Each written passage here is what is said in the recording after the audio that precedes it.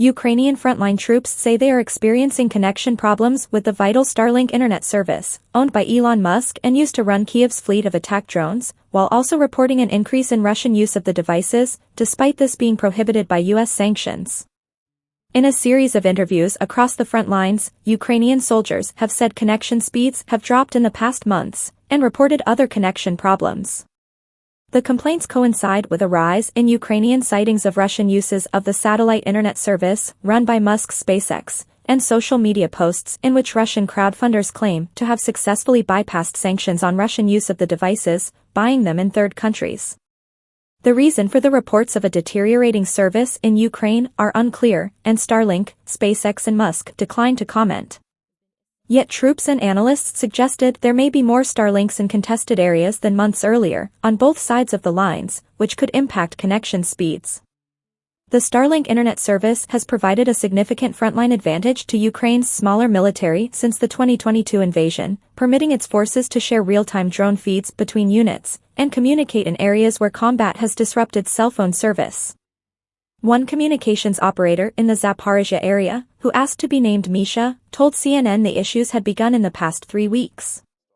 "We started noticing a bad quality connection," he said. "It breaks up all the time, it needs to be rebooted for it to start working properly. But soon the speed starts to decrease and the connection breaks up again.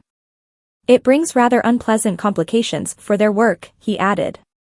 He said adverse weather might be a factor, although CNN has spoken to units across the front lines reporting similar issues. Another drone operator, a commander of one of the dozens of units flying single-use attack drones at Russian targets, also in the Zaporizhzhia area, said his unit's issues had begun in January.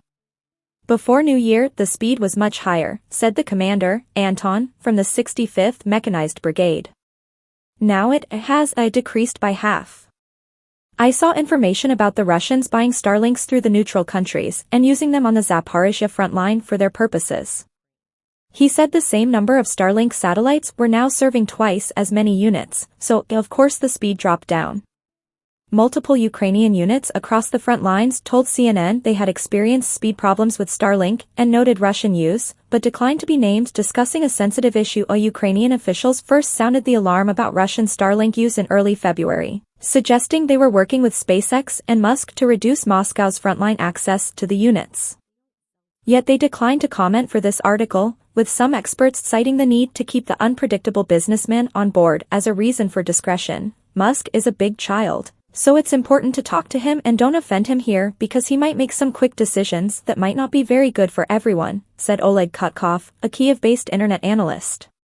He said Starlink should be able to restrict access to Russian-held terminals, but their purchase through third countries by Russian crowdfunders might complicate the task. The problem is to identify the actual owner of the account. It might be that in one location there are 2 terminals, both bought from Poland, and one is working for the Ukrainian side and one for the Russian side. And SpaceX just don't know who they should block, he said. In a bid to crack down on Russian Starlink use in occupied areas, Ukraine has sought to impose new legal conditions on satellite communications like Starlink terminals, creating a whitelist of registered devices authorized for use by Kiev. SpaceX, Starlink's owner, has sought Pentagon advice, according to a person familiar with the matter, on how to deal with the challenge of both satisfying Kiev's wishes that Starlink be accessible to Ukrainian forces across all Ukrainian territory, yet also denying Russian forces the service in frontline areas where opposing sides are often so close it is hard to determine the user of each terminal. The behind-the-scenes diplomacy has been extremely delicate, according to a second source familiar with those discussions. Ukrainian officials for their part have in recent days quietly communicated with both SpaceX representatives and U.S. officials about the importance of implementing the whitelist system of authorized terminals. Even with the Starlink devices that are firmly in the Ukrainian military's control, there is a concern among Ukrainian officials that Russians may hijack their communications or hack them. Ukraine's SBU intelligence service claimed last year that Russian military hackers were trying to steal battlefield communications sent from Ukrainian soldiers' mobile devices to Starlink terminals.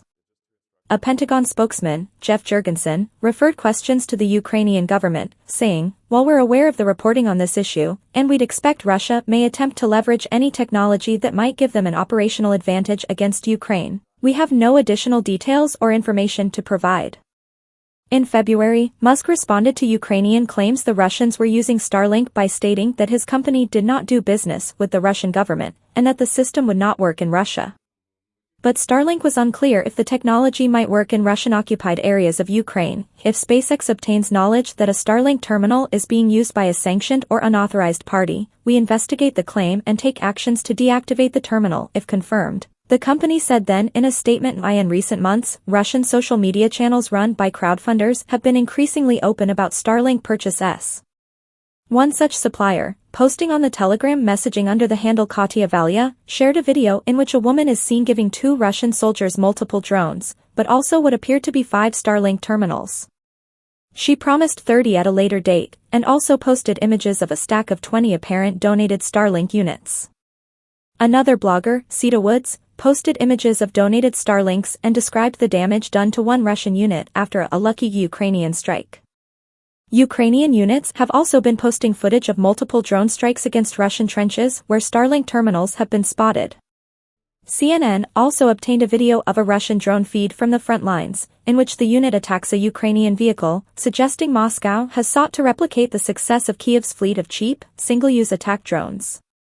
Democrats on the U.S. Congressional Oversight Committee have written to Starlink demanding an urgent briefing on Russian use of the devices, expressing their grave concern that Moscow is using the terminals in occupied Ukraine, in contravention of U.S. sanctions.